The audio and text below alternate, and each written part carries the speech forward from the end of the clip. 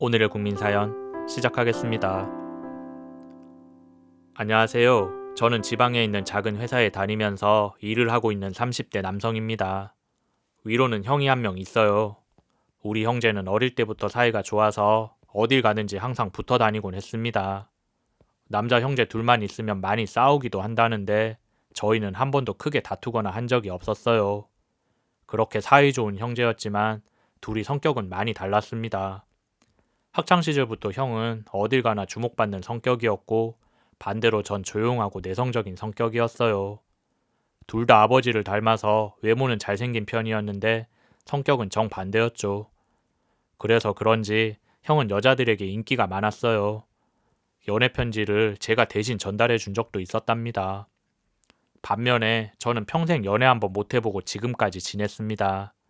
요즘 말로 못솔남이라고 하죠. 그게 바로 저였어요. 사실 저도 몇 번인가 여자를 만날 기회가 있긴 했었는데 제가 말도 제대로 못하고 그러니까 여자들이 쉽게 다가오지 않더라고요. 저도 그런 제 성격이 싫었지만 타고난 성격은 쉽게 바뀌지 않더군요. 주변 사람들은 정혁이가 키도 크고 얼굴은 멀쩡한데 성격이 완전 쑥맥이야. 여자 앞에만 가면 꿀먹은 벙어리가 된다니까. 아주 답답해 죽겠어. 라며 안타까워했습니다. 그런 저와는 달리 형은 살아오면서 여자친구가 끊이지를 않았어요. 군대 가서 첫 휴가를 나왔을 땐 주변 여자애들한테 받은 편지를 쇼핑백 가득 담아 가지고 올 정도였죠. 얼굴도 호감인데 성격도 시원시원하니까 여자들뿐만 아니라 남자들도 형을 싫어하지 않았습니다. 어딜 가나 인기가 많았어요. 그런 형이 저는 자랑스러웠습니다. 잘난 형을 둔 동생이라서 많이 비교도 당하곤 했었는데 그게 기분이 나쁜 게 아니라 오히려 기분이 좋더라고요. 제가 바로 그 사람의 동생입니다. 라며 소문내면서 다니고 싶었지요. 공부도 잘해서 좋은 대학에 입학을 했고 지금은 7급 공무원이 되어서 일을 하고 있습니다. 시험 준비하고 직장일에 적응하느라 결혼은 조금 늦게 하게 되었어요. 인기가 많아서 결혼도 일찍 할 줄 알았는데 생각보다 늦어진 거였죠. 30대 중반이 되어서야 결혼을 하게 되었는데 형수 될 사람은 한눈에 봐도 예쁘고 화려한 외모의 여자였습니다. 게다가 나이도 많이 어렸어요. 저보다도 6살이나 적었죠. 사람들은 역시 능력 있는 남자라며 형을 부러워했습니다. 형과 형수는 볼링 동호회에서 만나 연애를 하게 되었다 하더군요. 그 얘기에 저도 운동이나 배워볼까 생각했습니다. 그런다고 형수 같은 사람을 만날 수 있는 건 아니지만요. 우리 형이니까 그렇게 어리고 예쁜 여자를 만났지 다른 사람이라면 어림도 없을 거예요. 형수는 제가 지금까지 살면서 본 여자들 중에 제일 예쁜 사람이었습니다. 그러면 안 되는 줄 알면서 가끔씩 형수 얼굴을 넋놓고 보게 되더군요. 그럴 때면 형수는 도련님, 제 얼굴 좀 그만 쳐다보세요. 얼굴 닳겠어요. 라며 저를 놀려댔죠. 그럴 때면 저는 괜히 죄 지은 사람처럼 얼굴이 빨개졌습니다. 암튼 형이 그렇게 결혼을 하고 나자 이제는 제 차례였어요. 주변에서 이제 너도 결혼을 해야 되지 않겠냐며 닥달을 했죠. 평생 연애도 한번 못 해봤는데 결혼 이야기가 나오니 저도 마음이 조급해졌습니다. 연애 한번 못 해보고 선을 보는 것도 내키지 않더군요. 살면서 한 번쯤은 내 마음에 드는 사람 만나서 남들 다 하는 데이트도 하고 알콩달콩 지내다가 결혼을 하고 싶었습니다. 그래서 제 나름대로 공부를 시작했어요. 일단 서점에 가서 연애 기술에 관련된 책을 사보았죠. 별로 도움이 안 될 것 같았지만 그거라도 읽으니 뭔가 노력하는 기분은 들더군요. 그리고 유튜브로 연애 잘하는 법에 관한 영상도 보았어요. 바로 근처에 누구보다도 연애 고수인 형이 있었지만 형한테 그런 걸 물어보긴 부끄럽더군요. 형은 결혼 후에 행복한 신혼생활을 하고 있었습니다. 정말 깨가 쏟아지는 부부였죠. 잘생기고 예쁜 신혼부부다 보니 어딜 가나 주목을 받았어요. 특히 형수가 정말 똑부러지는 성격에 살림도 잘해서 부모님들의 사랑을 듬뿍 받았습니다. 남자아이 둘만 키워오신 부모님은 애교 많고 상냥한 성격의 형수가 들어오자 집안이 다 환해진 것 같다 하더군요. 너무 어린 나이에 시집와서 결혼 생활 잘 할 수 있을까 걱정했는데 걱정과는 달리 아내와 며느리의 역할을 아주 잘 해내고 있었습니다. 덕분에 형도 안심하고 직장생활 할 수 있었죠. 7급 공무원 일이 생각보다 업무량이 많아서 야근도 많았고 집에 못 들어오는 날도 많았거든요. 그럴 때면 형수가 음식을 챙겨서 갖다 주기도 하고 집안 정리도 깔끔하게 해두어 편하게 생활할 수 있다 하더군요. 형은 형수님이 우리 집안에 굴러 들어온 복덩이 같다고 했습니다. 그러면서 저에게 너도 빨리 좋은 사람 만나서 연애도 하고 결혼도 해야지. 그렇다고 너무 조급해 하지는 말고 기다리다 보면 틀림없이 너도 형수보다 더 참한 아가씨 만날 수 있을 거다 라고 말해 주었어요. 그러던 어느 날이었어요. 어릴 때부터 한 동네에서 자란 친구들이 있었는데 그 친구들과 동네 술집에서 술을 마시고 있었습니다. 그러다가 자연스럽게 제 이야기가 나오게 되었고 친구들은 연애 한번 못 해본 저를 두고 놀려대기 바빴어요. 그러다가 한 친구가 제안을 하더군요. 일단 여자를 만나봐야 연애를 할 거 아냐. 여기서 이러고만 있으면 어디서 여자가 나타나냐. 그러지 말고 우리 다 같이 좋은 데 가서 여자 한번 만나보자. 말은 그렇게 하는데 사실은 제 핑계로 나이트클럽에 가고 싶다는 말이었죠. 그 친구가 예전부터 나이트클럽에 가서 춤추고 노는 걸 좋아했거든요. 그 친구의 말에 다른 친구들도 전부 찬성하더군요. 사실 전 나이트클럽에 한 번도 가본 적이 없었어요. 시끄럽고 사람 많은 공간은 별로 좋아하지 않았거든요. 하지만 친구들이 그렇게 나서니 제가 빠질 수가 없었습니다. 잘하면 예쁜 여자 만날 수도 있지 않을까 하는 기대도 조금 있었어요. 친구는 새로운 여자를 만나려면 가까운 데 말고 조금 멀리 떨어진 곳으로 가야 된다고 하더군요. 근처에 있는 나이트클럽은 내가 자주 가봐서 알아. 그 얼굴이 그 얼굴이고 아는 사람도 많아서 별로야. 귀찮더라도 낯선 동네로 가야 새로운 사람을 만나지. 그 말에 우린 택시를 잡아 타고 한 번도 가보지 않았던 동네에 있는 나이트클럽으로 향했습니다. 난생 처음 가본 나이트클럽은 정말 화려했습니다. 시끄러운 음악과 번쩍이는 조명 때문에 정신을 차릴 수 없더군요. 하지만 춤추면서 즐기는 사람들 사이에 있노라니 저도 저절로 흥이 났습니다. 테이블을 잡고 맥주도 한 잔씩 마시고 나니 어색하던 마음은 완전히 사라졌고 어느새 저도 분위기를 즐기고 있었습니다. 이래서 사람들이 나이트클럽을 오는구나 생각했었지요. 술도 오르고 흥도 오르고 나자 친구들은 부킹을 하자 하더군요. 우리가 춤만 추고 있을 게 아니라 정혁이 여자친구 만들어주러 왔으니까 슬슬 시작해야지. 그렇게 말한 친구는 지나가던 웨이터를 불러 팁을 쥐어주고 부킹을 부탁했습니다. 웨이터는 팁을 받고 허리를 숙여 과장되게 인사하더니 어디론가 사라졌습니다. 그리고 잠시 후 여자 무리를 끌고 다시 나타나더군요. 얼핏 봐도 예쁜 아가씨들이었습니다. 이런 일이 익숙한지 오자마자 자리에 앉아 술부터 따르더군요. 저는 왠지 얼굴을 쳐다보기가 힘들었습니다. 술도 취하고 흥도 오르긴 했지만 막상 여자들이 와서 앉으니 무슨 말을 해야 될지 모르겠더군요. 친구들이 알아서 해주겠지 생각하면서 술잔만 바라보고 있었습니다. 술잔에 술이 채워지고 나자 친구의 제안으로 통성명을 시작했어요. 고개를 숙이고 있는 제 옆구리를 친구가 쿡 찌르더군요. 그제서야 전 얼굴을 들어 자리에 함께한 여자들을 쳐다보았습니다. 진하게 화장을 하고 꾸미긴 했지만 우리보다는 많이 어려 보이는 외모였어요. 그러다가 한 여자랑 눈이 마주쳤는데 그 여자도 나도 동시에 얼어붙고 말았습니다. 요란하게 한 화장 때문에 긴가민가 했는데 틀림없이 제가 아는 얼굴이었어요. 바로 형수님이었죠. 형수도 저를 알아보고 놀래서 입을 딱 벌리고 있더군요. 여기서 이렇게 마주칠 줄 몰랐겠죠. 사실 저도 이런 일이 생길 줄 꿈에도 몰랐으니까요. 다행히 친구들은 형수를 못 알아봤습니다. 결혼식 때 한번 본 게 전부라서 얼굴을 기억하지 못했나 봐요. 친구의 와이프도 아니고 친구의 형의 와이프인데 얼굴을 자세히 아는 것도 이상했죠. 저를 알아본 형수는 함께 온 친구들과 귓속말을 하더니 자리에서 일어나더군요. 영문을 모르는 제 친구는 부킹을 하다 보면 이럴 수도 있다며 한 번 더 부탁해보겠노라 했습니다. 저는 이제 됐다고 그만두라고 했죠. 머리가 복잡해서 더 이상 놀 기분이 아니었어요. 그 와중에 친구들은 못 알아봐서 다행이라는 생각만 했습니다. 집에 와서도 그 자리에 있던 형수의 얼굴이 계속 생각났습니다. 100번 양보해서 친구들이랑 나이트클럽 한번 갈 수도 있겠지요. 술 한잔하고 춤만 추는 거라면 이해할 수 있었습니다. 하지만 유부녀 신분으로 남자들만 있는 테이블에 부킹을 하는 건 아무리 생각해도 이해할 수 없었습니다. 어떻게 해야 되나 고민을 하고 있었는데 다음날 형수에게서 연락이 오더군요. 차분한 목소리로 저를 좀 만나고 싶다 했습니다.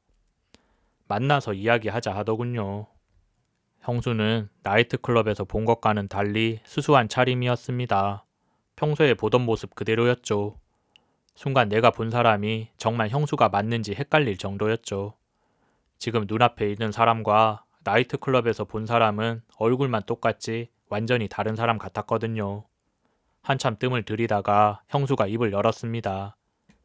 그이한테는 말 안 했죠? 아무래도 그게 제일 신경 쓰였나 보더군요. 사실 말을 해야 되나 하면서 고민했었는데 괜히 일이 커지는 게 두려워서 말을 못하고 있었습니다. 아직 말을 하지 않았다고 하자 형수는 그럼 계속 비밀 지켜줄 수 있어요? 사실 내가 그렇게 잘못을 한 것도 아니고 친구들이랑 나이트클럽 가서 놀 수도 있죠. 부킹을 한 건 친구들이 강요해서 한 거였고 전 그날 처음이었어요. 그 말을 믿어야 할지 몰라서 전 아무 대답도 하지 않았습니다. 그러자 형수가 조바심이 났는지 한 가지 제안을 하더군요. 그럼 이렇게 해요. 제가 도련님한테 여자친구 소개시켜 줄 테니까 그이한테는 아무 말도 하지 마세요. 그 말을 듣고 전 마음이 흔들리고 말았습니다. 나이트클럽에서 본 형수 친구들의 얼굴이 떠올랐거든요. 하나같이 빚어놓은 인형처럼 예쁜 얼굴이었죠. 형을 생각하면 왠지 배신을 하는 기분이 들었지만 굳이 말을 꺼내서 일을 키우는 것보다 형수의 제안을 받아들이는 게 낫겠다는 생각도 했습니다. 그렇게 전 형수의 비밀을 지켜주는 대신에 여자친구를 소개받게 되었어요. 남들이 보기에는 결혼 못하고 있는 도련님한테 형수가 여자친구 소개시켜주는 상황으로 보였죠. 그 내막에 숨겨진 은밀한 거래는 형수와 나 둘밖에 몰랐습니다. 여자친구를 소개시켜주면서 형수는 소개는 시켜주는데 그 친구가 도련님 마음에 안 든다 하면 저도 어쩔 수 없어요. 그러니까 이번에는 잘 좀 해봐요. 도련님 얼굴은 잘생겼으니까 말만 좀 적극적으로 하면 여자들이 좋다고 할 거예요. 라고 했습니다. 사정이야 어떻게 되었든 이렇게 된 거 저도 적극적으로 한번 해보자는 마음이 생겼어요. 그동안 갈고 닦은 이론들을 머릿속에 되새기면서 소개팅 자리에 나갔습니다. 새 옷도 사입고 미용실에서 머리도 새로 하면서 준비를 단단히 했죠. 형수 말대로 적극적으로 말을 하기 위해서 많이 노력했습니다. 분위기가 딱딱해질 것 같으면 인터넷에서 본 유머 이야기로 웃음을 유도했죠. 그렇게 노력을 한 게 효과가 있었는지 소개팅에 나온 사람도 반응이 좋았어요. 형수 친구라서 그런지 형수만큼이나 예쁘고 좋은 사람이었습니다. 얼굴을 보자마자 저는 첫눈에 반했습니다. 제 이야기에 귀 기울여주고 센스 있게 반응해주는 것도 마음에 들더군요. 너무 내 얘기만 한 거 아닌가 싶어서 걱정했는데 괜찮다고 하더라고요. 그렇게 처음 본 날부터 서로 호감을 가지게 되었고 다음번에 또 만나자는 약속을 했습니다. 형수에게 소개팅 결과를 전했더니 자기 일처럼 기뻐하더군요. 좀 이상하게 시작하긴 했지만 잘 해봐요. 참한 친구라서 도련님이랑 잘 어울릴 거예요. 둘이 잘 되면 저 옷 한 벌 해주는 거 잊지 마시고요. 아직 한 번밖에 못 봤는데 결혼이라도 할 것처럼 이야기하는 형수의 말에 저는 괜히 부끄러워졌습니다. 그러면서도 속으로는 벌써 신혼생활을 하면서 아이도 낳고 하는 미래를 몰래 상상했습니다. 상상만으로도 가슴이 벅차오르더군요. 암튼 그렇게 저의 인생 첫 연애가 시작되었어요. 두 번째 만남을 가진 후에 저는 정식으로 고백을 했고 그녀는 조금 망설이는 것 같더니 바로 수락을 하더군요. 저는 당장 금은방으로 달려가 작은 커플링을 마쳤습니다. 연인이라면 당연히 커플링을 하는 거라고 들었거든요. 다행히 그녀도 반지를 받고 좋아해 주었어요. 그렇게 제가 연애에 정신이 팔려있는 동안 형수는 이제 대놓고 나이트클럽에 다니더군요. 처음에는 좀 당황했었는데 형수가 비밀로 해달라는 조건이었지 제가 나이트클럽에 안 가겠다는 말은 아니었잖아요. 라고 하더군요. 대신 춤만 추고 온다면서 부킹은 절대 하지 않는다고 하더군요. 혹시나 해서 여자친구한테 자기도 나이트클럽 가고 싶어? 라고 물었더니 그녀는 나이트클럽 같은 데는 가지 않는다고 하더군요. 술을 못 마셔서 가도 재미가 없었대요. 친구라고는 하지만 형수와 제 여자친구는 성격이 많이 다른 것 같았습니다. 마치 형과 제 성격이 다른 것처럼요. 암튼 좀 찝찝하긴 했지만 형수가 형 몰래 나이트클럽에 다닌다는 사실은 저만 아는 비밀로 간직해야 했습니다. 솔직히 이제 막 시작한 연애가 너무 좋아서 그런 데는 신경 쓰고 싶지도 않더군요. 커플링도 마쳤고 남들 하는 것처럼 극장 데이트도 했으니 이제 조금씩 진도를 나갈 차례였습니다. 스킨십 같은 건 남자가 먼저 나서야지 안 그러면 여자 쪽에서 답답해 한다고 하더라고요.